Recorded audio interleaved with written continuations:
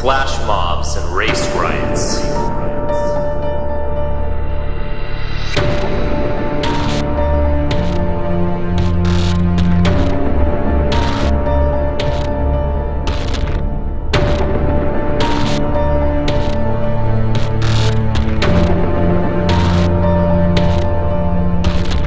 Mass third world immigration.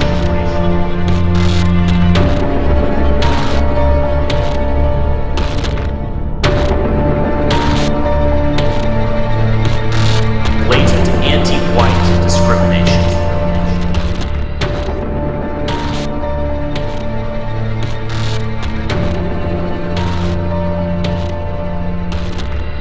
Who stands for us?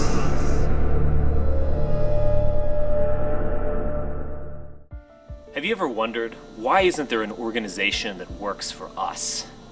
From African Americans to illegal immigrants, from lesbians to left-handers, every ethnic and interest group has its own lobby or cultural foundation.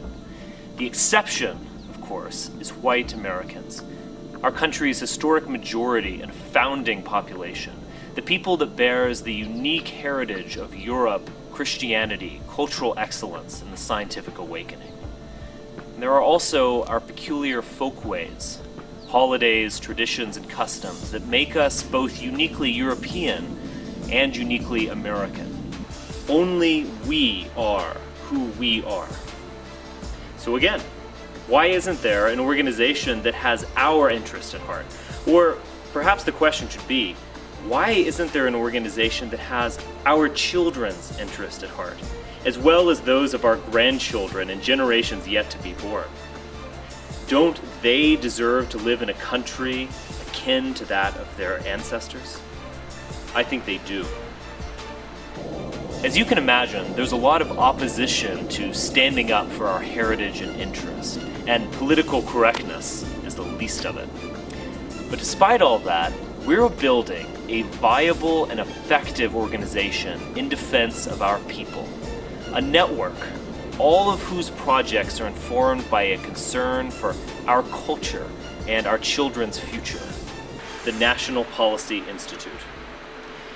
NPI isn't about playing Washington games. We're about reaching real Americans and cultivating the talents of our people's most innovative and challenging researchers and thinkers. We're outside the Beltway, and we're outside the box. Our publications wing has produced works that sit in the great research libraries and which have influenced countless scientists and social thinkers. We issue reports that, in no uncertain terms, stand against the dispossession of America's historic majority, whether through mass immigration or affirmative action, or through the machinations of Washington charlatans in the culture industry. We hold conferences open to the public that bring together great minds from throughout the Western world and foster connections between supporters and activists. Put simply, we're here, we're serious, and conventional liberals and so-called conservatives are going to have to get used to it. And we shouldn't forget that the stakes are extremely high, both for our people and the world. As the late Sam Francis, a co-founder of NPI, noted, if the people or race who created and sustained the civilization of the West should die, then the civilization also will die. As long as whites continue to avoid and deny their own racial identity, at a time when almost every other racial and ethnic category is rediscovering and asserting its own, whites will have no chance to resist their dispossession. This is our challenge. This is our calling. Won't you join us?